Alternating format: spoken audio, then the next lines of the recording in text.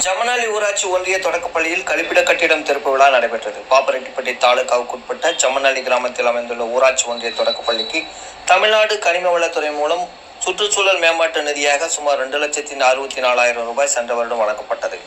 அந்த நிதியின் மூலம் பள்ளியில் இருந்த பழைய கழிப்பறையை புதுப்பித்து மாணவ மாணவியர்கள் பயன்பாட்டிற்கு திறந்து வைக்கப்பட்டது. நிகழ்ச்சியில் டாமி நிறுவனம் சார்பாக சத்திவேல் சிறப்பு விருந்தினராக கலந்து கொண்டார்.